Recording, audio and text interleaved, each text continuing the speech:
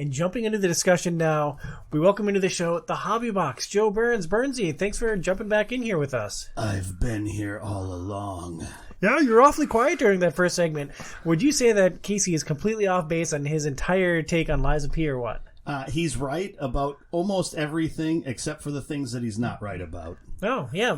Good answer. Yeah, it's like you've played these games with me long enough to know that I'm going to ambush you with something ridiculous like that. Playing games with my Tom. With my Tom. Meow, meow, meow, meow, meow, meow, meow, meow, meow. Oh, that's a callback. That's a good callback. It's been a while. But it's a classic. But Burnsy, in all seriousness, you hated Lies of P with a burning fiery passion, right? We'll get into ranking our 2024 games in just a moment. But I just wanted to get your quick thoughts on Lies of P and see if anything had changed since we discussed it last month in our part 1 discussion. So I think the biggest thing that I had said in that was that it kept seeming like it was like that term paper that you had to write, and you had like a month to do it, and you're 2 months in this case. I should jump into this again, but you just keep pushing it off because it just feels like it's going to be work that you don't want to do. And so that's what Lies of P turned into for me and continued to be for me all the way through. So I can, like I said on the first episode, I can completely understand why people enjoy it. And I do intend to look at like a video of the story stuff because I'm a little bit intrigued as to where it goes from some of the things that you said. But it's just not a game I'm feeling like playing right now. Or ever again? Probably not ever again, I would guess, yeah. Because it's like if I'm going to play a game like that, I would jump into something that I really want to try to finish, like Bloodborne. And really, that's like the only Souls-like game I really want to go back to and try to push through to the end. But it's like Bloodborne, only fancy and new and better. Sure. I haven't played enough of it to really say anything along those lines. I think there's still some mechanics in Bloodborne that, as far as what I know about the game, it doesn't like get around to. So sort of like trying to think of what it's called, but it's not perception, but it's like the... Yeah, I know what you're talking about, too. It's in Bloodborne, it's the eye. Oh, man. Yeah, there's one thing that as it goes up, you're more aware of what's happening in the world around you. Like, there's freaky stuff that you just aren't aware of early in the game. And I think that is one of the coolest, like, mechanics to have in a game. I don't think they've ever had anything else like that in any of the other Souls games. Not that I've experienced. And it's not something that's a part of Lies of P. And that's, like, the one thing that I think kind of sets Bloodborne kind of aside. And kind of elevates it past a lot of those things. That and just for some reason exploring that world just feels much more interesting. Now, granted, I didn't see maybe enough of Lies of P to really get some of those hooks a little bit more so, but... It's basically just walking down one giant corridor, but that's enough Lies of P talk. We're here for this part of the show to rank our 2024 Game Pass games. This is the end of the Game Pass Forever segment. Starting next month, we are jumping into OiO Game Club, where we invite everyone who's a patron of the show to play games along with us and then jump on as we record this digitally over our Discord channel. Virtually, not digitally. Digitally too? I don't know. Who cares? So... This is our last hurrah with Game Pass. The games that we played in 2024 in chronological order. In January, we played Nobody Saves the World. February, Amnesia, Rebirth. March, Casey's favorite, Hi-Fi Rush. April, Inside. May, Sid Meier's Civilization 6. June, Loop Hero. July, Chicory. August, Arcade Paradise. September and October, we played Monster Hunter Rise in Part 1, Part 2. And in November and December, we played Lies of P and broke that into Parts 1 and Parts 2. So the way this is going to work is we are going to rank those games from worst to best, from worst to Lies of P, and then we are going to slide them into our existing ratings from past Game Pass Forever end-of-year ranking shows. And I'm going to burn through that order, 1 through 24, really quick here. Here's 24 names of games in rapid-fire succession. Number 1, Hades. Number 2, Jedi Fallen Order. Number 3, Immortals, Phoenix Riding. Number 4, Yakuza Like a Dragon. Did it on purpose that time. Number 5, Forza Horizon 5. Number 6, Outriders. Number 7, Tell Me Why. Number 8, The Outer Wilds. Number 9, Darkest Dungeon. Number 10, Sunset Overdrive. Number 11, Wolfenstein: The New Order. Number 12, Halo. Number 13, Teenage Mutant Ninja Turtles: Shredder's Revenge. Number 14, Marvel's Broken Ass Tech Demo. Number 15, Hellblade: Senua's Sacrifice. Number 16, Monster Train. Number 17, Shadowrun Returns. Number 18, Wolfenstein: Youngblood. Number 19, Torchlight 3. Number 20, Enter the Gungeon. Number 21, Metal Hellsinger. Number 22, Among Us. Number 23, barely escaping the worst spot, Myst. And number 24, the worst game we played on Game Pass Forever to date, Trek to Yomi. Before we get into ranking our games this year, do either of you have umbrage with any particular games on the list? Is there anything that you are still burning mad about from last year? Casey, we'll start with you. Yeah, Forza Horizon 5 should, I don't know. It was my number one last year, and it's my number one game. Still, like, I would put it above everything that we played this last year, and at number 5, that still irks me. Yeah, it's a driving game, so your number one got buried. Burnsy. Yeah, I mean, the Outer Wilds, I mean, that is probably... It's definitely in my top 3 out of all the games that we've played, out of those first 24. It's interesting. You're both salty about your number ones. I cannot help but feel like I'm going to be in a very similar position after this ranking show. Maybe you might be a little surprised, Tom. We'll see. We'll see. Well, let's start ranking the 2023 games that we played on Game Pass Forever. We'll start with what we feel is the worst game. Burnsy, what was the worst game, in your opinion, that we played on Game Pass Forever? So, just like a quick aside, this was a really interesting year. I feel like a lot of the games that we played are kind of like in a similar band of each other. There's maybe, to me, 1 or 2 that stand kind of above the rest. All the other ones, like, some of them had their weaknesses, some of them just weren't as interesting as others, but they're all kind of very similar. I don't foresee a lot of these games being, like, super low on our list. I don't see most of them being super high on the list either, but I guess we'll see how that breaks down. For me, my number 10 is Amnesia Rebirth. Casey, where do you come in at for number 10? At number 10 for me, I had Arcade Paradise laundry demo. Yeah, awesome. Well, let's dive into it and take the gloves off, because I had at number 10 Chicory, and I'll start with my explanation first. Chicory was fine. Chicory is a piece of white toast. Like, Chicory is just, something that can sustain your gaming life. But to me, it didn't do anything all that interesting. Like, maybe it's because I have young children in my house, and I'm coloring with markers and paint and crayons every day, all the time. So there isn't a lot of novelty to me in coloring in a game. And I didn't particularly like the bosses. I thought there were some humorous interactions between the characters. But for me, Chicory is the one game that we played this year that didn't really get me to buy in with my time. Even my next game up, Hi-Fi Rush, which I didn't particularly enjoy, I thought it had more hooks that drew me in than Chicory. So I had Hi-Fi Rush lower than Chicory on my board. The thing I think that's really interesting about Chicory is that you're literally leaving your mark on that world. And so if we were to load up each one of our saves, we would see probably something that's quite a bit different from each other, like what we did, how we handled it. Some of us designed t-shirts with very, risque or abrasive things on them, whereas others were trying to rep the brand even within a digital world. So I appreciate you not throwing me under the bus there, because the text messages that I shared in my experience with Chicory are very personal, and I don't want to be canceled. Thinking back to our discussion on Chicory when we played it, though, too, Tom, I remember, I think it was to a point where you were just rushing through everything, and we were talking about the story, Joey, and you had no idea that the game, in its core, is dealing with mental health and depression. So I think you missed a lot of really good stuff in that game. I had Chicory very high. Keep that point in mind. Keep the missing good stuff in a game in mind as we get further into this discussion. I'm not gonna die on a hill for Chicory at the end. I knew that you guys both enjoyed it more, so this is more of an inflammatory conversation starter than anything for me. So I'm all right putting something else at the bottom. Although Chicory at the top of the list is just, I don't see that happening. Bernsey, what did you say yours was again? Amnesia Rebirth. Eee. And so there were some interesting things with Amnesia Rebirth, but there's also just a lot of weird jankiness and so much trial and error, almost to like a fault at times. And, I put a decent amount of time into the game.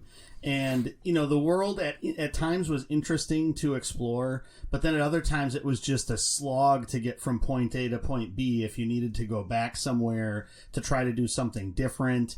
And so that's why I feel like, and like I said, a lot of these games are kind of like interchangeable to me, kind of from this like 4 and below range of the games that we played this year. And I agree that there was a lot of jank in the game. The thing that set Amnesia up higher for me, and I had it in about the middle of the list, the thing that really drew me in with Amnesia was I was really into Tassie's story. And, like, there were certainly frustrating, irritating moments in that game, but, like, when the intensity was ratcheted up, which was frequently, it was a very intense and memorable experience for me. So I had a much more positive experience with Amnesia. I'd be hesitant to put that at the very bottom of the list. Casey, what was yours again? Mine was Hi-Fi Rush. I didn't play Hi-Fi Rush. So where did you rank it?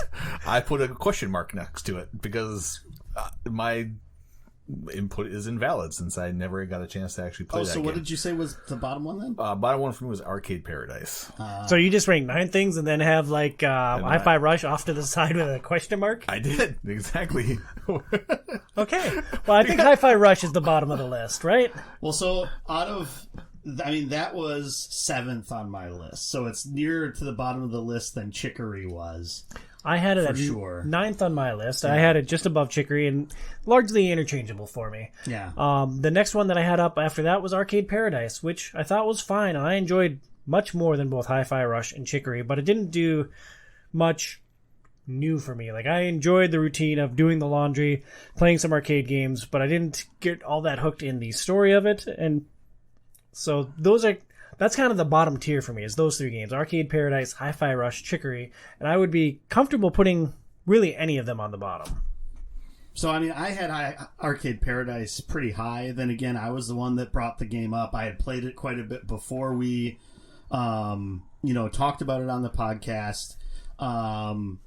It's also not something that I want to be on a hill to die on. The tricky thing then is, if that's our number 10, we're going to be ratcheting up. I'm going to be pushing to ratchet up quite a bit on the list before it slots in, which I don't know how comfortable people are with that, and just having a chunk of these games in the same area. Where did you have Hi-Fi Rush?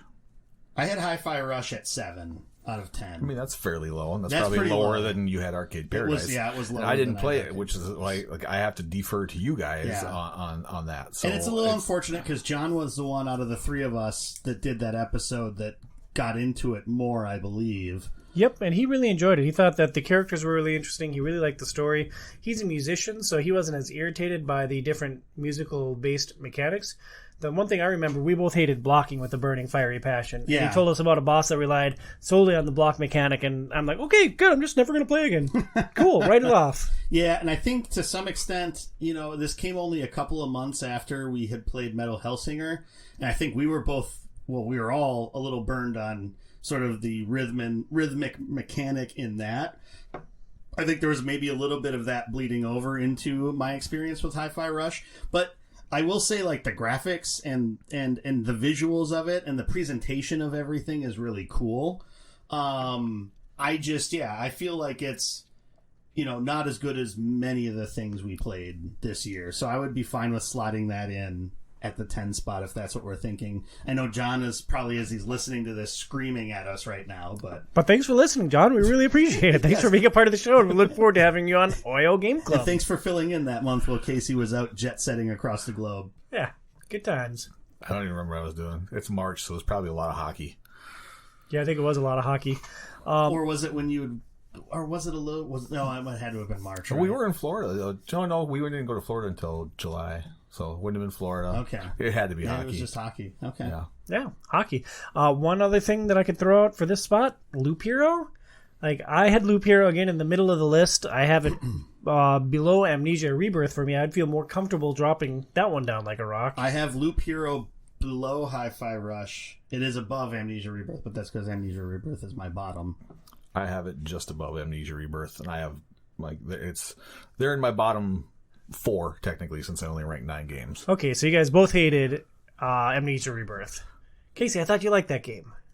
I liked parts of it. I liked the suspense. I liked the fact that it made me there were parts that my heart felt like it was jumping out of my chest.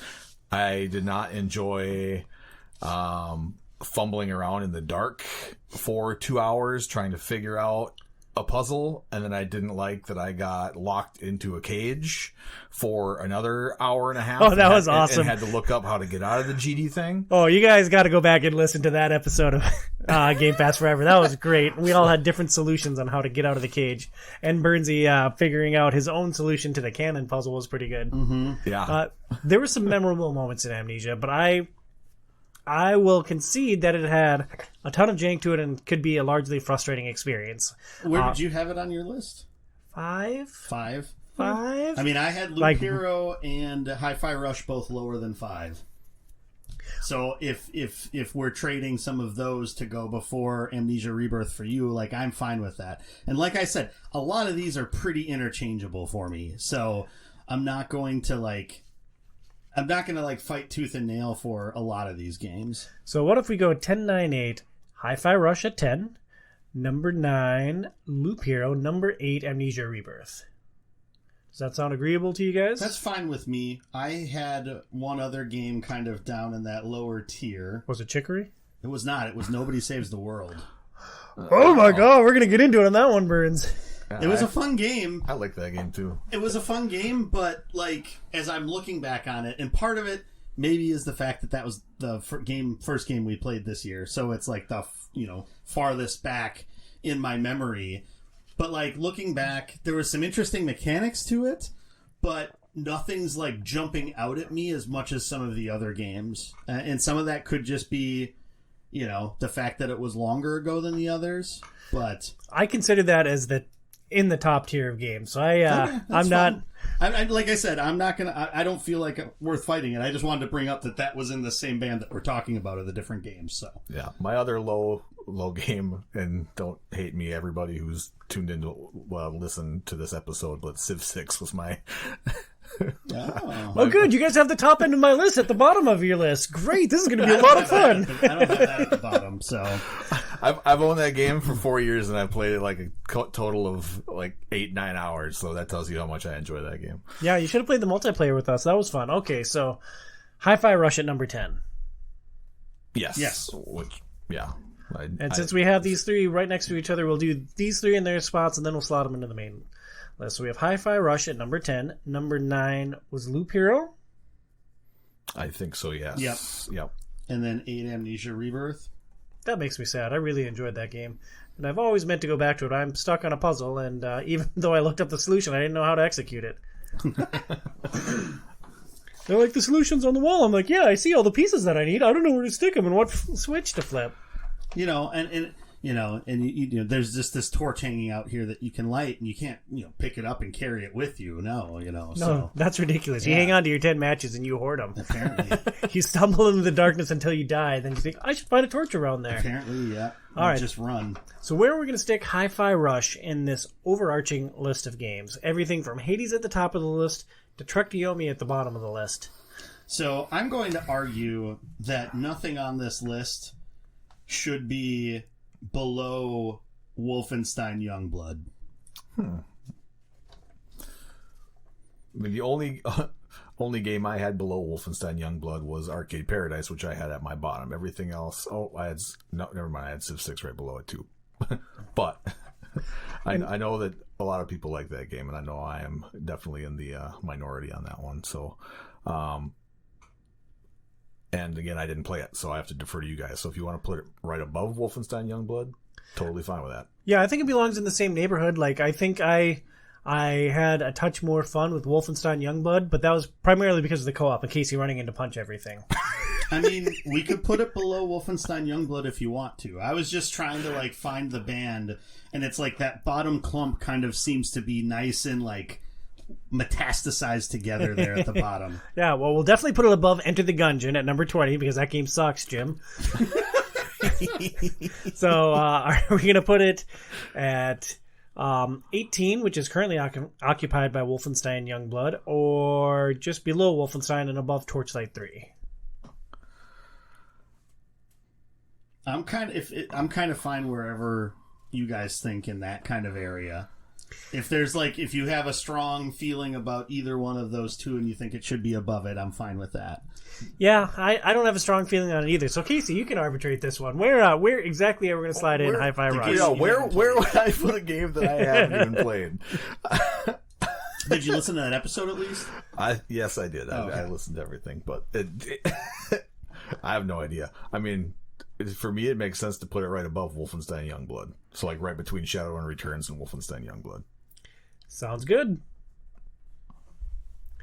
Then we have Loop Hero. Where does Loop Hero end up here? I'll venture a stab with this one. I think it belongs beneath Monster Train, but I also enjoyed Monster Train a lot more than you guys did. I would propose putting it between Monster Train and Shadowrun Returns, which is 16-17 on the list. I mean, I wouldn't. Shadowrun Returns was fine, and Loop Hero was fine. Shadowrun Returns had a cool story to it, and I like the progression. I liked having some different options for character builds. Yeah. Which is a little bit more. But Loop Hero has a lot of interesting aspects to it too. It's a lot more. I mean, it's obviously because it's a roguelike. It's a lot more. You got to stumble across whatever those things are. Whereas Shadowrun, since it's a little bit more narrative based, you have a little bit better idea of the decisions you're making and the impacts that's going to have on things. And to be fair, I preferred it to Hellblade: Senua's Sacrifice, which is 15 on the list. I certainly preferred it to Marvel's Avengers because it worked. Loop Hero? Yep. So I would be fine anywhere between Teenage Mutant Ninja Turtles Shredder's Revenge and Hi-Fi Rush. And which one did we have above Loop Hero again? Amnesia Rebirth. So where do you want that to be on the list? Probably about number between 8 and 9, but I don't think that's happening. So no, well, no. That seems like a pretty big jump for everything else to get slotted in. Yeah, this particular spot is hard for me because I use Monster Train as the bar, and I like Monster Train much better than Hellblade, much better than Marvel's Avengers. So like this particular spacing is challenging for me, so I might defer to you guys on this one. Why don't we put Loop Hero where you'd initially said, between Monster Train and Shadowrun Returns? Casey, you good with that? Any rebuttal?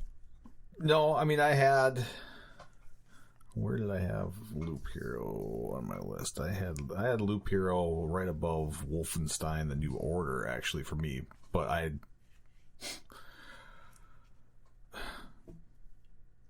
really wanted to go back and play that game. Wolfenstein or Wolfenstein: The New Order. Loop Hero. I don't know. Looking back at it, I don't know. I probably should have put Loop Hero below Wolfenstein: The New Order. I would definitely put it below Halo, because Halo, even though it's an old game, it's still fun to play. We had a ball playing that together. Yeah. So I mean, for me, I really like Shadowrun Returns. I actually liked Monster Train. I'm trying to it's really hard. Loop Hero and Monster Train have a lot of similarity. Well, similar style. I mean, it's very different what you're doing, but it's a roguelike, kind of like a different take on a roguelike. So there's similarities there. I mean, I personally like Loop Hero more than Monster Train, but I'm fine with kind of putting it where we did. And Amnesia, I would put it below Hellblade, but I don't know that that's going to be necessarily where everybody else wants to slot it in. Well, actually, Hellblade's one of the only games that I played through and beat. So I didn't hate it enough to stop playing it. Yeah. All right. And it had a lot of interesting... So, I guess if we compare those two games, right? Hellblade has a lot of interesting sort of psychological aspects that are happening. And there's a lot of similarities to that and like the whole stuff with your baby in Amnesia, right? And kind of the restarting aspect of things. To me, I thought Hellblade did that more interestingly and better than what Amnesia did.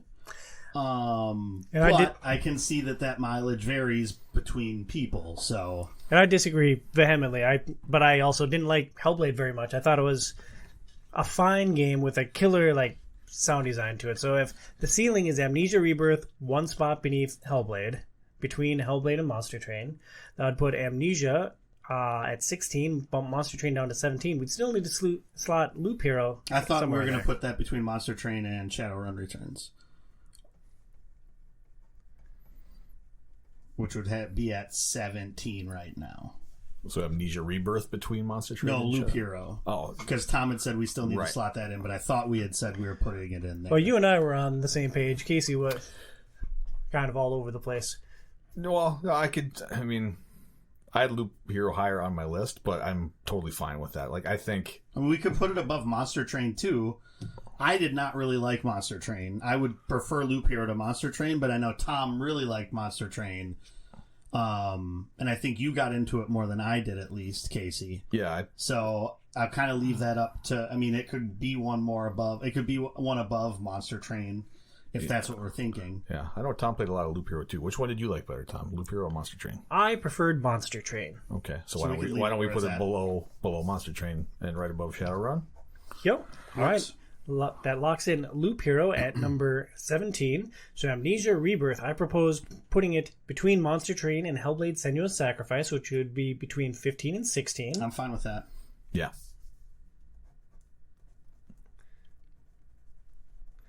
All right, we are through roughly 1/3 of our list here. Let's. Has it been 20 minutes? It has been longer than that. It's been 27 minutes. Wow! Yeah, Told you, Casey. I was wrong. Yeah. Yes, you were, and I hope that you feel very bad about yourself. So Hi-Fi Rush is gone, Loop Hero is gone, Amnesia Rebirth is gone. I'd have Chicory at the next spot at number 7. My next lowest game is Arcade Paradise. Burns. Yeah, I mean, I'm sure I'm the one that had Arcade Paradise the highest of all of us. That was my number 3. But then again, I came into us playing it already liking it. I do think the story does definitely get a lot more interesting the deeper you go into the game. And it's neat seeing the different things happen. And watching like the space continue to grow and change and some of the games become a little bit more different or interesting. There are some games that are kind of crappy to play. Even if you think that they should be fun to play. So I can understand why you guys would have that be the next one on the list. Yeah, like actually, I had a lot of fun playing certain parts of that game.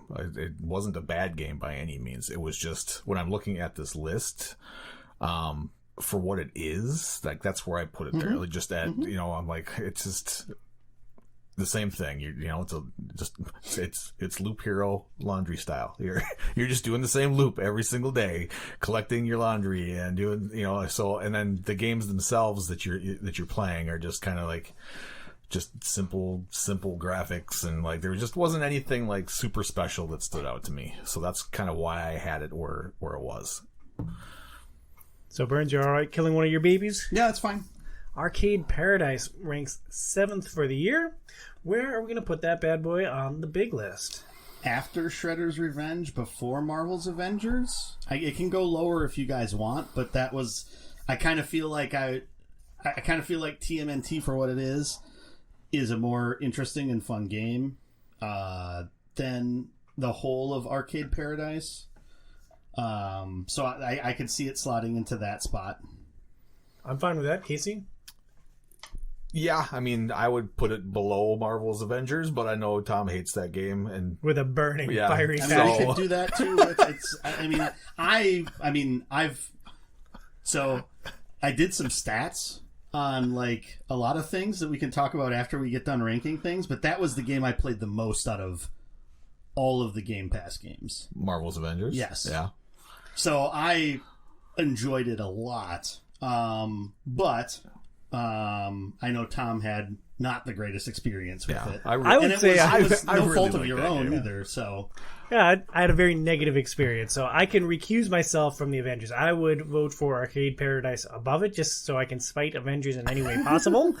But if you guys have a 2v1, I'm not going to die on that hill either. I Casey, it's your think it choice. belongs below Avengers.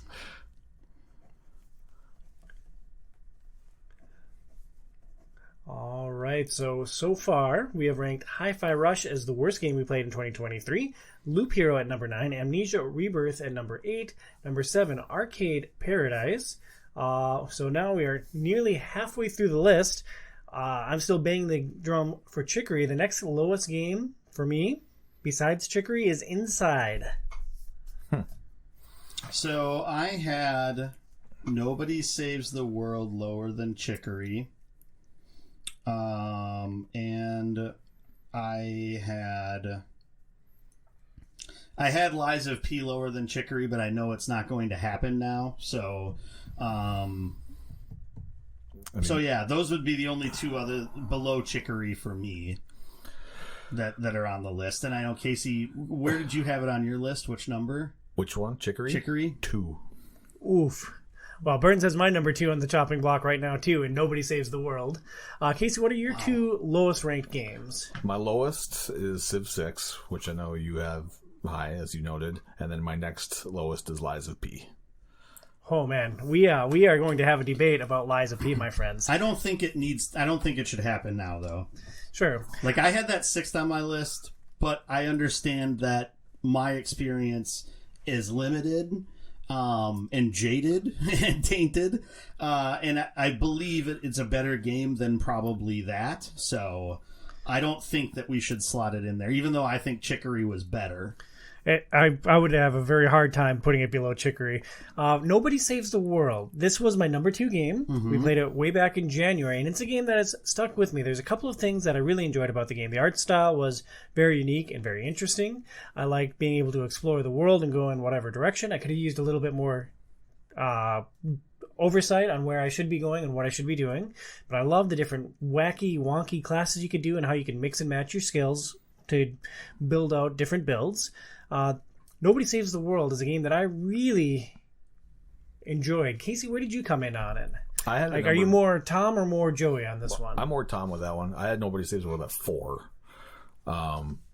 So I definitely liked aspects of that game as well. Just as you level up, getting to unlock different characters that you can kind of morph into, and then figuring out like how to explore the world with those, and then the different skill trees and all the different things that you could do, and it's just, I really really liked that game. I had a lot of fun with it. So I don't know. I'd have a hard time putting it this low, but what about Inside? Inside is an indie darling. It's a very well-regarded game. It's something that we all enjoyed. The one knock in Inside is it was a very short experience. Is that? I mean, would you rather have a short experience that's really well crafted, no bugs, and interesting the entire time?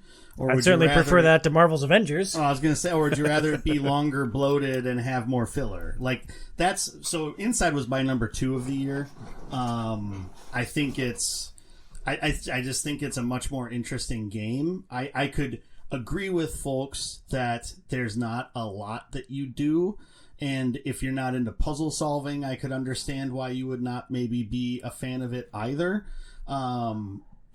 It's like a I wouldn't even say it's a pseudo platformer, maybe, because you're not actually doing a lot of jumping or timing of everything. It is much more so just like a puzzle game compared to everything else. Then again, that being said, like I said, and apparently it was not even my top few. Like, I don't have a strong conviction to say there's no way we could put Inside this low. Like, there's only one game, which is my number 1, that I would fight with dropping at this point. So, would that game be Monster Hunter Rise? Yes. Well, Great. I was just going to talk about, is that the one that we kill at this That's spot? my number one. That's that also needs my to be number much one. higher in the list. All right. So we're not doing Monster Hunter Rise here. Sid Meier's Civilization 6. I had a ball with this game. I think it's very deep. I played it on 3 different platforms and had just a whale of a time on each of those platforms. We played the multiplayer and had a ton of fun with that, although it was a bummer when it got out of sync and John got booted from the game. Yeah. So it wasn't technically flawless. But man, I would have a hard time dropping Civ next. But something's got to go, guys. Chicory, Inside, Civ 6, Nobody Saves the World. I mean, I would be fine with either Nobody Saves the Lies World of or P. Chicory. I don't think we could put Lies of P here yet. Like, I honestly It's got to don't be the think- next game then. Like, it has to be. Absolutely not. Lies of P is the game of the year. Lies of P is You a have 2 phenomenal versus experience. 1. 2 versus 1 are voting I'm for like Monster Hunter Rise I'm as like number a 1. half, though. Like, I had it as my number 6 game, but I feel like, I don't know, I just don't feel like it belongs on the list I'm yet. saying, is like the odd thing. our number 1 game is the same. Monster Hunter Rise is number Yes. 1. So, as us both having, I mean, granted, you haven't played it a lot. I've played it 10 hours. Tom's played it like 40. So Tom, Yes. like, knows.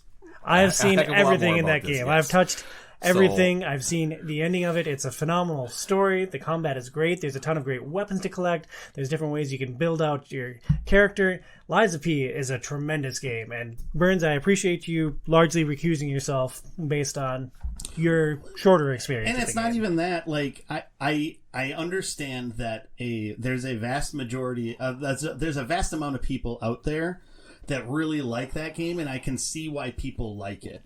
I don't think it's for everybody.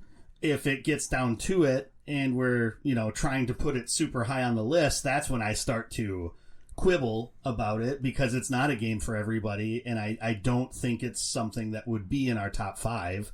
But I don't think it goes on the list yet, because I think it's even though I've rated it pretty low, I think there's other games that it's better than that are on our list so far. I'm definitely not putting my number 1 game at number 6 below Chicory, even below Inside. Like, you make a great point for Inside with it being a tight, polished experience. I mean, I had Chicory and Nobody Saves the World beneath Inside. And I had Nobody Saves the World below Lies of P, and Chicory was around the same spot as Lies of P. So Nobody Saves the World should probably be our next one then. I mean, that's what I've been proposing, but I know you two are much higher on it than I am. Well, I'd rather bury that than Lies of P. So if that's the one that's gotta, go. See, and I was hoping to save that Rosemary's Baby for another time or two here to keep getting you to bite on it, but that's fine. So Nobody Saves the World at number 6. A choice none of us feel good about, which means good discussion, right? Yeah. Well, and I knew that was how this was going to be, because when I looked at that list of 10, I was like, holy crap. There were a lot of... We played a lot of really good games, but like Joe, you said, there weren't any, I don't think, that are just crazy good. So I knew it was going to be hard, and it was. I had said 2 games that I felt very strong about, and the rest of them were all kind of like, what do I do? Yeah. No. Yep. So Casey, where do you see Nobody Saves the World slotting in our top 15 between Hades and Arcade Paradise? I mean, I had it on my overall list right above The Outer Wilds, which I know Joey loved. It feels like a pretty big jump. Yeah, but I also had Nobody Saves the World Really high. So I guess I would put it, I don't know, right above Wolfenstein? I would be right about the same neighborhood. I would put it above Sunset Overdrive, between Darkest Dungeon and Sunset Overdrive. Burns, what do you think? I mean, that still feels like a pretty big jump, but I'm the most sour on the game, so it just feels like we're getting to a point now, though, where if we slot it in so high, like, the next 3 games go right above it. You know? And that's kind of and maybe that's fine, too. I mean, if that's just the way that it breaks out, that's understandable. I mean, I hated Sunset Overdrive and my experience with it. I can understand that you guys both really enjoyed it. I was the one that was highest on Wolfenstein: The New Order of all of us, but that's because I had beaten it previously and really got into the story of it. And Halo's a classic, but it's dated and doesn't necessarily hold up as well anymore. And also, I didn't play it. You two did, because that was before I joined the segment. So yeah. So you think above TMNT, below Halo, or what? What do you think? I mean, it gives us more wiggle room for trying to put other things in. And like I said, if everything just bunches up, then at a point that's fine too. But I think that gives us more wiggle room with stuff, unless people have a real strong complaint about that. No, fine by me. In my overall ranking, like, I did exactly what you're talking about, Joey. Like my next group of games is just one big clump, basically in the middle of our old list. And so that goes in above what? Above TMNT, so it'll be our 13th ranked game between Halo and TMNT. We have 5 games left, half the list. We have... How do I do this? I'll just do for my bottom 10 up. The games that we have remaining are Chicory, Inside, Monster Hunter Rise, Sid Meier's Civ 6, and Lies of P. I'm surprised that Chicory is hanging this tough. Like, it was... The bottom 3 games for me, Arcade Paradise, Hi-Fi Rush, Chicory, they're all pretty close for me. So, like, switching in between them, I wouldn't have had any heartburn about that. The higher Chicory gets and the closer it gets to my beloved Lies of P, like, yeah. I don't know what to do here. So, Casey, you're still on Sid Meier's Civ 6 for the next worst game. Yep. I would be Chicory or Inside. Burns, what do you think? I mean, I had Chicory at 5, Civ 6 at 4. I could see Chicory going next, compared to my experience with the other games, still keeping Lies of P out. So we could go Chicory 5, Civ 6, 4?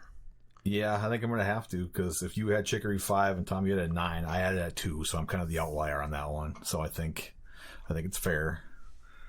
So Chicory at number 5, Civ 6 at 4. Where are we going to slide Chicory into this list in between Hades and Nobody Saves the World at number 13? Tom, since we've kind of been doing this a little bit, where would you slot it in, since you dislike Chicory more than the rest of us? And we can sort of debate you on that. I would put it right next to Nobody Saves the World beneath Halo. I mean, you can make the case for any of the next couple slots. Above Halo, below Wolfenstein The New Order. But that, oh man, that feels like a tough pill to swallow. Sunset Overdrive is next on the list. I really enjoyed that. Darkest Dungeon, I loved. Outer Wilds was your game of the year last year and like one of your top games. So I think the spot is between Nobody Saves the World and Halo. I mean, I'd put it above Halo. But I know Casey maybe wants to put it higher yet. I would definitely, yeah. I mean, the lowest I would be willing to go to appease you, Joey, would be right below Outer Wilds. There is no way that Chicory is better than Darkest Dungeon. Well, again, I didn't play a lot of Darkest Dungeon. Yeah, because he wasn't on that episode. I mean, we could stick it above Sunset Overdrive to spite that game for you, Burns. I mean, I'm fine with that. I would put it above Halo and below Wolfenstein, but I'm the highest on Wolfenstein out of all of us, so I can see it going higher than that. I mean, I'd be with you. Do we go 2-on-1 versus Casey, or do we go 2-on-1 versus Burns? I don't know which side to jump his fence on. We can just put it in over Sunset Overdrive, because that's pretty close to where Casey would slot it in. I mean, he would put it much higher, obviously, if he could just put it in. But so that's the compromise spot? I put it pretty high. I think so. And just for the record, you guys are wrong on that game. Like, just Chicory? Wrong. Chicory. So where do we stick Civ 6 in between Hades and Chicory? It's not our fault you don't have a heart, Tom. All right. I do. It's powered by Ergo, and I'm not going to tell you what Ergo is made out of. I mean, I would put Civ 6... But it tastes like Soylent Green. Is it made of people? It's made of people, Tom. I would put Civ 6 over Darkest Dungeon. If I was going to go back to one of those games... Both of those games would be, if I went back to either of them, it would probably be a good time sink to try to get more out of each one. I would probably rather go back to Civ 6, would be my argument. And I could see jumping it all the way above Forza Horizon 5 at number 5. No, that's too huge of a jump. Don't you? So what do we have left? We have Civ 6, Lies of P, and we have Monster Hunter Rise. And Inside. And you guys were both lower on Inside. Yeah. Inside was my third ranked game. And I mean, I like Civ 6 a lot too, so that's part of the reason for my jump. It's just me leaping up the list. So, I mean, is Inside next then? Like, I had that at number 2, but I'm not like, Instead of Civ 6? Mm-hmm. Have that be the next lowest one and then Civ 6? I think that's... But you had Civ 6 below Inside. I did. I'm just trying to, like, find... I'd prefer to have Inside next middle because ground. I like Civ 6 quite a bit. I mean, so if You had Inside 2. I did. I had Inside 3. But like I said, all of these are kind of, like, pretty close. But you had Civ 6 5, right? I did. Yeah, so I think Civ 6 has to be next, just based on, like, if you took the average of our 3 rankings. Well, this is a living discussion, Casey. Like, things change as we talk about games. No. Like, we didn't write down our list and, like, then plug it into a spreadsheet. This isn't, like, a lottery system or, like, a weighted list. So then it's Civ 6, and it goes between Outer Wilds and Darkest Dungeon. Sure. Civ 6 at number 4, becomes our number 9 ranked game. Right now. It'll drop down by 4, at least. It will drop down by 4. Top half of my list is getting a little lean here, fellas. So we have 3 games left. I think Inside... I see the way that this is going. It's going to go Inside, Lies of P, Monster Hunter Rise. And I think I'm going to have to live with that. Like, if you guys can live with that, my game of the year ends up at number 2. Could be worse. Yeah, I mean, we both... Because what did you have Lies of P at? Probably 8? No, I had 5. You did have 5? Okay. Yeah. I had it at 6. But I justify that I think that it's still a really good game. It should be higher. So, yeah, I'm fine with Inside being next. Yep.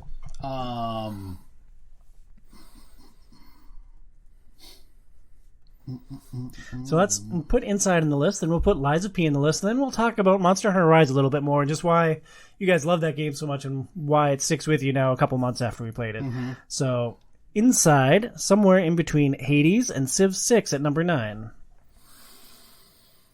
I had Inside right below Tell Me Why.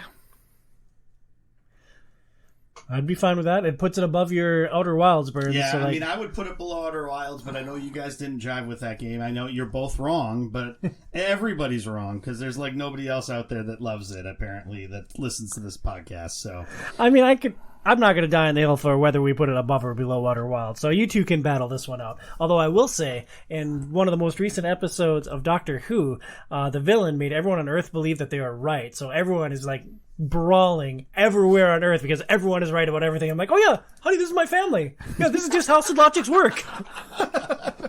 And now everyone's a Sidlogic. It's great. I was gonna say, like, if you would ever see like me acting that way, that like I'm right and nothing is ever wrong, like then you know that there is something like that happening probably because I tend to be a compromiser in a lot of instances.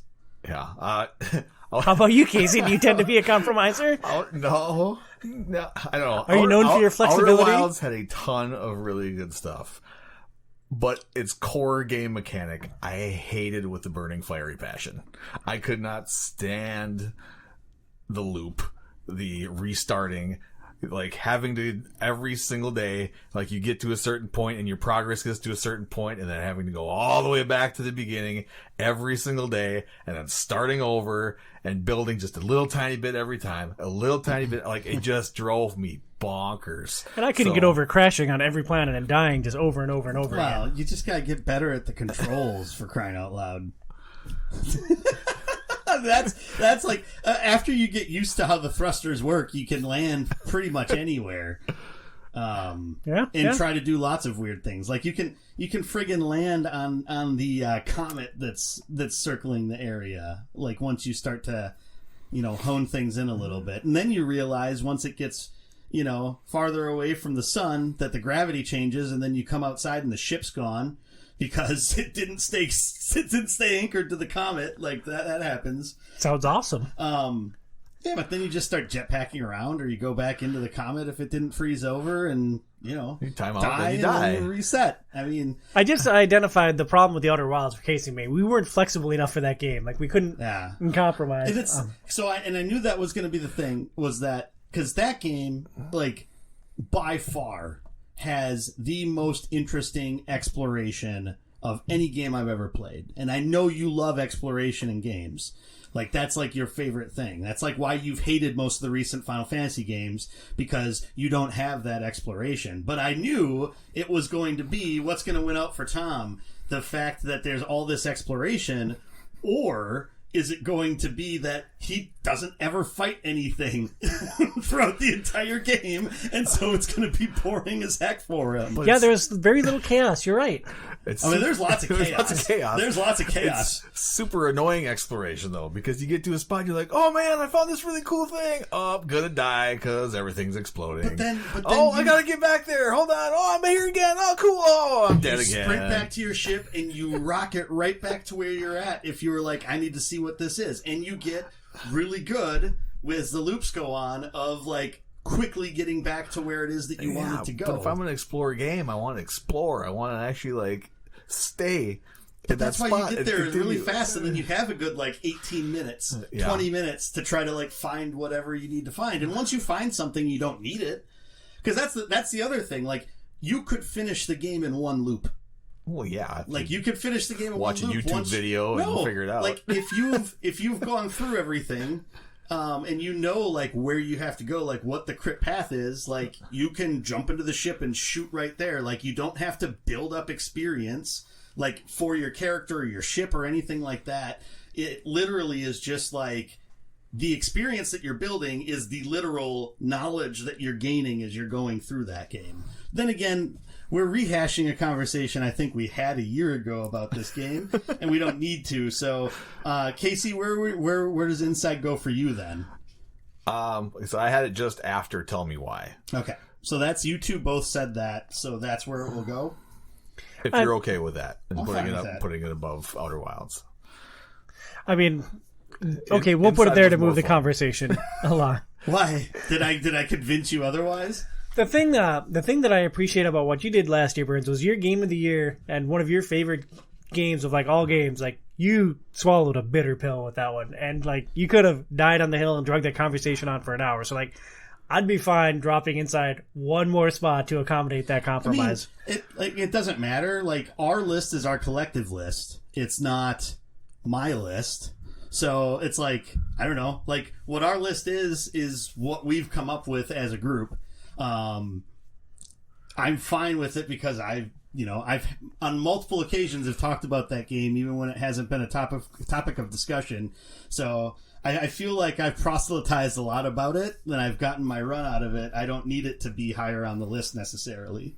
All right. So, well, way to be the emotionally mature one out of us, Burns. Inside, number 8. So next up on our list is Lies of P.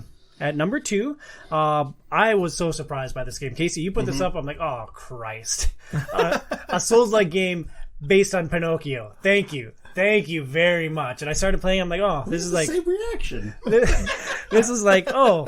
Okay, well, if they made, like, a pretty new Bloodborne, this is what it would look like. And it's like, okay, well, I'll just walk down this corridor, and, I'll walk down this corridor. And I don't know where the switch flipped exactly for me. But, like, Lies of P is a really cool game. It's limited. If you're looking for Elden Ring, this big, vast, open world where you can go anywhere and have all these different builds, you're not getting that.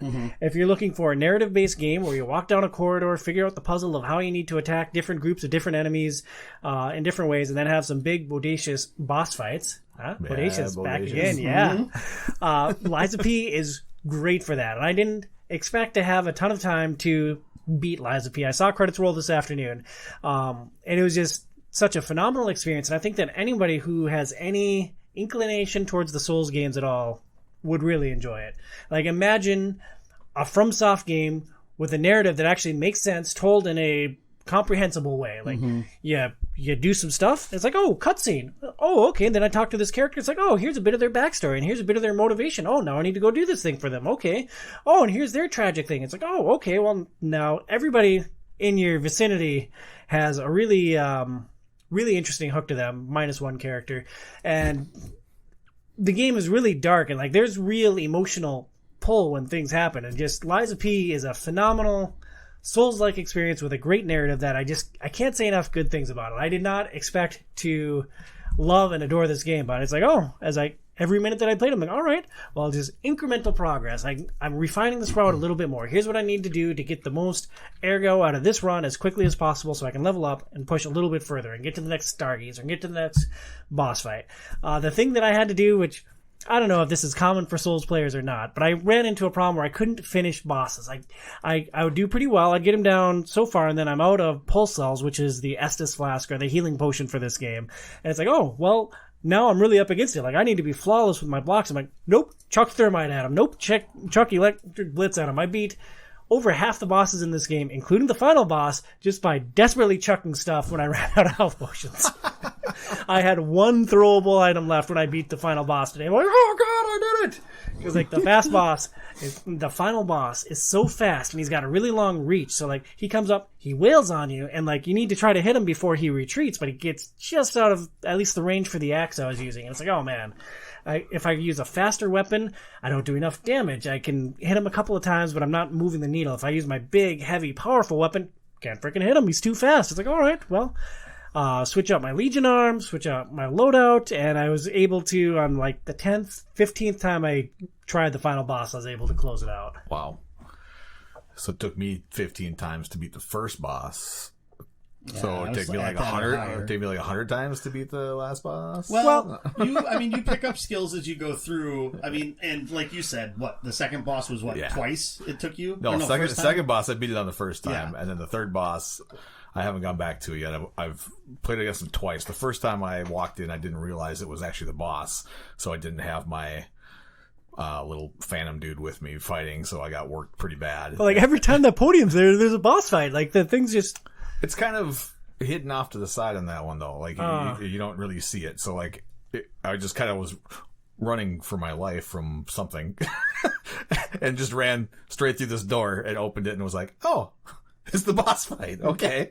So I'm just going to interject. There's a very good possibility you guys have already said this on this episode, so we probably should move on to where does Lies of P go into the list, Tom? Yep, good point. Let's see. Let's put it above Hades. No. Number 1. Nope. Best game that we played on Game Pass. No freaking way. Number 1, Lies of P. All right, so Tom's not part of this conversation.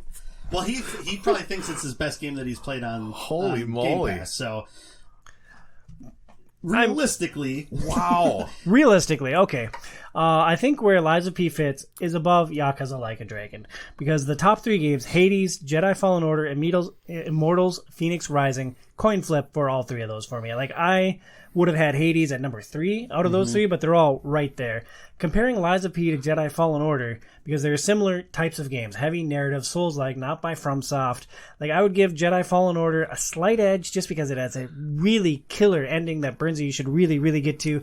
And it has a little bit better exploration. Like, the level design in Lies of P, which I already mentioned, is stellar, but Jedi Fallen Order had more exploration and more hidden secrets. So I think the long answer to your short question is that Lies of P should go at number 4 between Immortals, Phoenix Rising, and Yakuza Like a Dragon.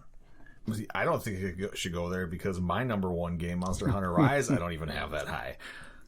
Interesting. Well, where would you put our collective number 1 game, Monster Hunter Rise? Like, what is the neighborhood that we're talking here? I put Monster Hunter Rise below Outriders.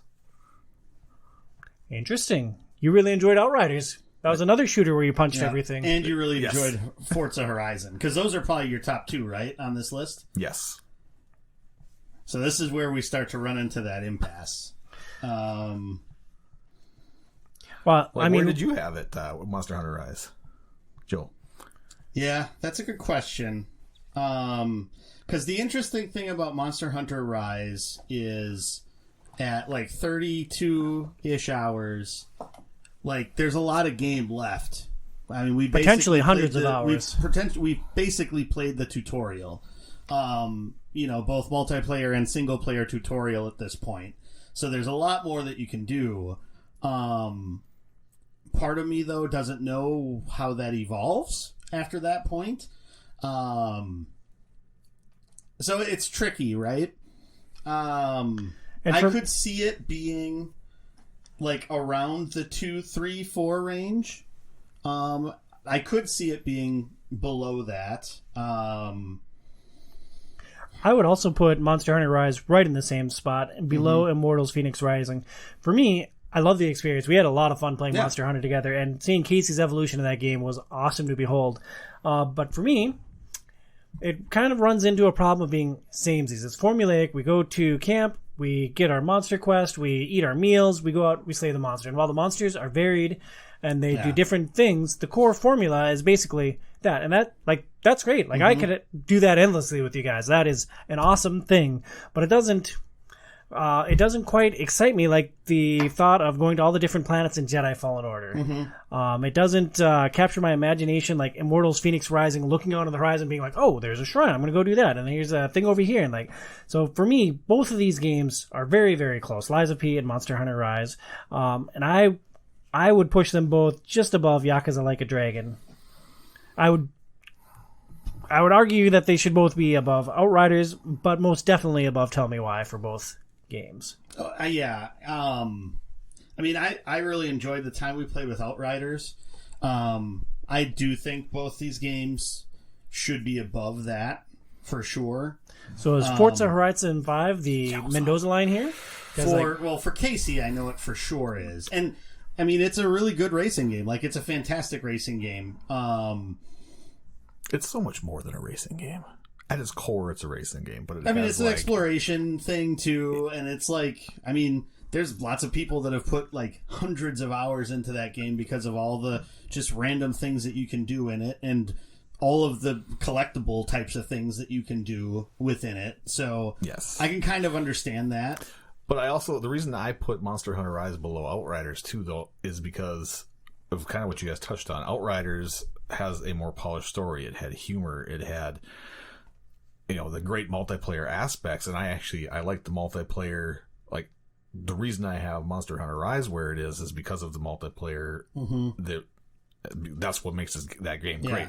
But I still had just a little bit more fun in multiplayer in Outriders, and I loved the different things you could do with your character, and like he could kind of, yes, my guy was a tank, but there were still different things you could tweak to kind of play just certain ways. So I really, really liked Outriders, and I had it just a little bit above Monster Hunter Rise. So I'm having a really hard time putting my favorite game above that one because for me, I feel like there's just so much more meat to the multiplayer and strategy that goes into tackling the things that you need to tackle in Monster Hunter Rise than exists within Outriders. So I feel like since they're both kind of more of like a co-op experience, you can play both of them solo, but they both suck to play as solo, like completely. Disagree. I thought Outriders was a lot of fun solo. What I think Outriders does... It depends on what class you were, though, because the class I couldn't damage things enough in Outriders to really feasibly get... I could get through things, but it took forever to get through them because of how I had to keep dancing back and then, trying to take things out. And it felt like I was constantly backpedaling in that, Whereas I think Monster Hunter Rise, no matter what weapon you have, there's lots of things that you can do to mitigate that, and the game gives you companions to help assist you when you're solo in battles, which in Outriders you don't get that. It's interesting that you mentioned backpedaling as a negative. Like, I spend most of my time in shooters moving backwards because the enemies keep coming at me, and for some reason that's just how my brain works to function in a shooter, like running backwards as the things come charging at me. The thing I'd say about Outriders as a positive over Monster Hunter Rise is I thought it scaled better with different player counts. Like, if I'm playing on my own, I was having fun. If Casey jumped in, things get tougher, and it scales to that. If you jump in, they scale again. With Monster Hunter Rise, I feel like we were right up against a point where we were going to have to start playing with randos on the internet or make a fourth friend, which to me sounds exhausting. Possibly. Because, I think there is a chance that would have been the case if we played more of it past the 5-star hunts that we did. So let's do this to progress the conversation. We'll put Lies of P beneath Outriders, above Tell Me Why. So sure. Lies of P will be our number 7 game. Yeah, I'm fine with that. And then we just have Monster Hunter Rise to hash out for where it ends up. Put it right above Lies of P. Like, that's where I would put it. Still below Outriders. And I can see both ways. I don't know how we work through this. Casey, you make a really good point with Outriders, and like I definitely had more fun playing Outriders than I did playing Monster Hunter Rise. But Monster Hunter Rise is also a much more challenging game. For me, the scaling thing is a big deal. Like I felt limited at times in Monster Hunter Rise. Burnsy, what do you think? some of the limitations in Monster Hunter Rise were that we weren't targeting the weaknesses of the monsters. Once we did that, we were able to beat it 2 players, right? And we were able to beat it 3 players, like the challenges that we kind of hit like the wall against. And I think that's the game telling you need to readdress how you're approaching the game to get better. Whereas for Outriders, they make the game more difficult. Oh, we're going to give the enemies a crap ton of explosives, but you're not going to have them. So that's where it just feels like it's a much more refined combat experience in Monster Hunter Rise than it is in Outriders. And Outriders is a crazy, silly game. Yes, the story is much more off the wall and bonkers and much more a part of what that game is, which is, better than what Monster Hunter Rise is in there. With you guys split, Burnsy just pushed me in the tiebreaker direction. We're going to put Monster Hunter Rise 1 spot above Outriders, beneath Forza Horizon 5. So our list of games that we discussed or that we played in 2023 range from number 6, Monster Hunter Rise, 6th overall over 3 years of Game Pass Forever, all the way down to Hi-Fi Rush, which ended up between our original 1718, Shadowrun Returns, and Wolfenstein Youngblood. So Hi-Fi Rush is number 27. So I'll recap our 10 games that we played this year. Bernsey, do you want to... maybe you can just help me out with the numbers. Well, you just want me to run through it. So our number 1 is Hades. #Jim was right. Number 2 was Star Wars Jedi Fallen Order. Wait, Jim? I thought his name was Jaime. Jaime? Gaime? Yima? Yeah, Yim. Number 3 was Immortals Phoenix Rising. Number 4 was Yakuza Like a Dragon. Number 5 was Forza Horizon 5. Number 6 was Monster Hunter Rise, which was this year. Number 7 was Outriders. Number 8 was Lies of P from this year. Number 9 was Tell Me Why. Number 10 was Inside from this year. Number 11, The Outer Wilds. Number 12, Civ 6 from this year. Number 13, Darkest Dungeon. Number 14, Chicory from this year. Number 15, Sunset Overdrive. Number 16, Wolfenstein The New Order. Number 17, Halo. Number 18, Nobody Saves the World from this year. Number 19, Teenage Mutant Ninja Turtles Shredder's Revenge. We're halfway through the list, guys. Yep, number 20, Marvel's Avengers. Number 21, Arcade Paradise from this year. Number 22, Hellblade Senua's Sacrifice. Number 23, Amnesia Rebirth from this year. Number 24, Monster Train. Number 25 from this year, Loop Hero. Number 26, Shadowrun Returns. Number 27, Hi-Fi Rush from this year. And then it's 28, Wolfenstein Youngblood. 29, Torchlight 3. 30, Enter the Gungeon. 31, Metal Hellsinger. 32, Among Us. 33, Myst. And 34, Slog to Yomi. And there you have the definitive ranking of Game Pass games as determined by Outsiders Overrated. This is it for Game Pass Forever. This standalone segment has been a lot of fun to do, but we're going to evolve into something new. It's still going to be the 3 of us at the core of the OiO Game Club, but each month, one of us is going to choose a game that we're championing. For example, we're starting with Diablo 4, which was my choice. We all have it. It's a game that a number of people in the community have, and now we're all going to have an opportunity to play together and hopefully have a whole bunch of us on a conversation about it in Discord. We're still going to come out in the middle of each month.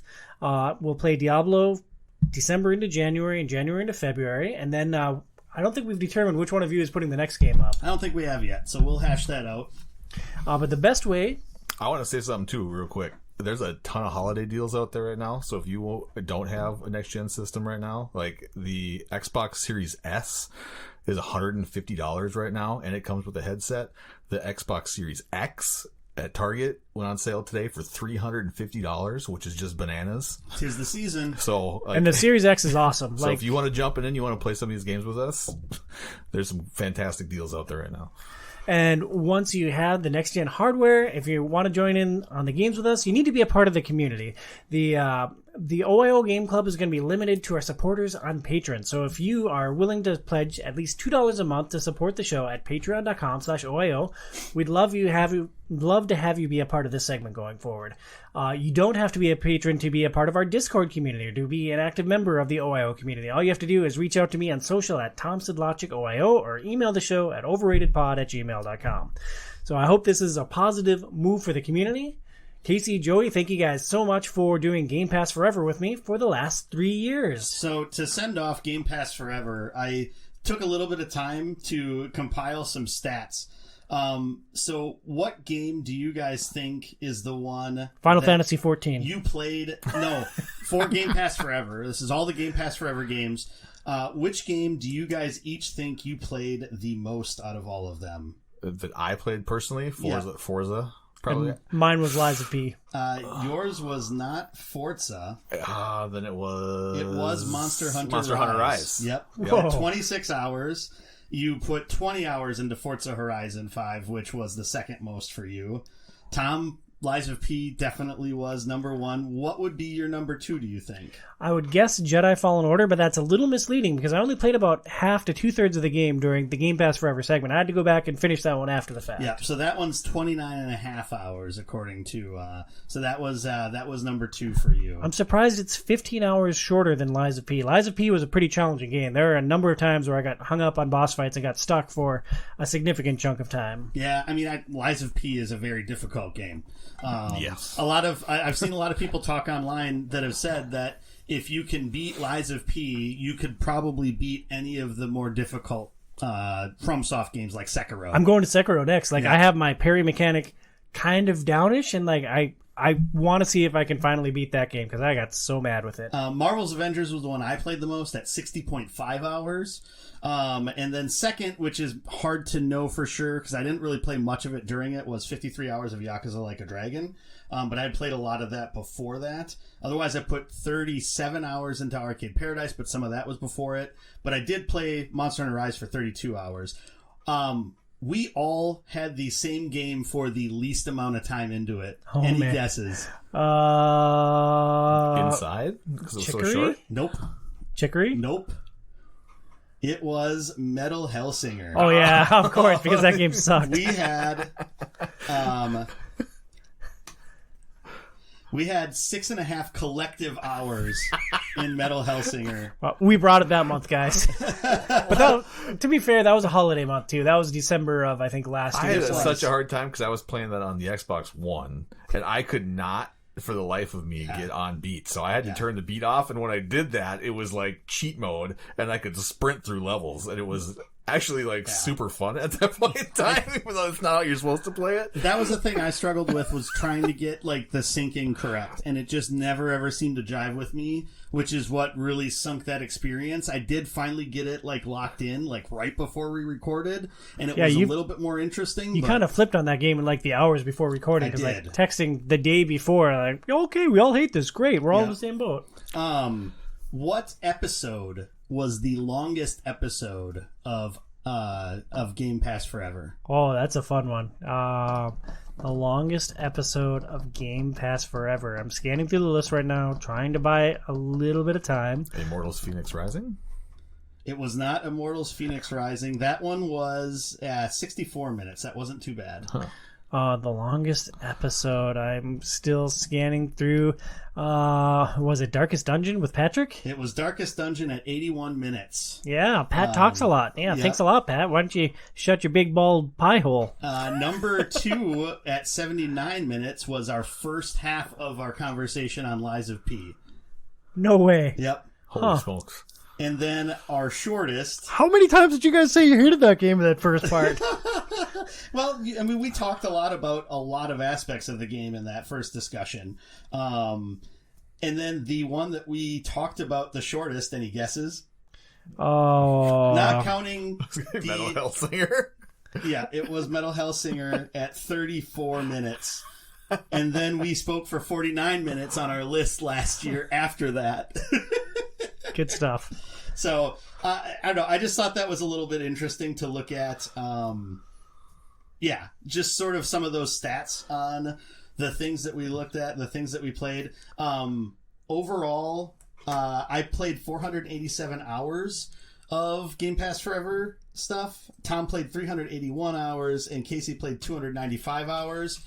There was a couple of difficulties in there. It did not give us times for Sunset Overdrive or Wolfenstein The New Order. Also, for some reason, it didn't calculate those. And I played Immortals Phoenix Rising, which I played quite a bit of. I played that on PlayStation. I looked it up on PlayStation. Oh, nice. Because that was like one of the only ones you played on PlayStation instead of there. I played some Marvel Avengers that wouldn't have been on there. So Marvel Avengers I played on disc. Fudged the Marvel Avengers number because yours was like 3 days because your son had also played through it, and I think it was calculating all of that together. Yeah. So yeah, I had to fudge the numbers a little bit on Marvel Avengers for you. So I just kind of put it around like the 25-hour mark or something like that. I bet I've got 20-ish hours into that for sure. And I've told you guys this one before, but do you know what the most popular episode of the Game Pass Forever segment was? I remember, so I can't say anything. Wasn't it just I commented on it not too long ago? What can I think? Because you're not getting the Logan technique actively? Right. Come shove your thumb up my butt, Tom. I'm not trained on it. That would be a disaster, dude. It was, You'll figure it out. Crap, why can't I remember it?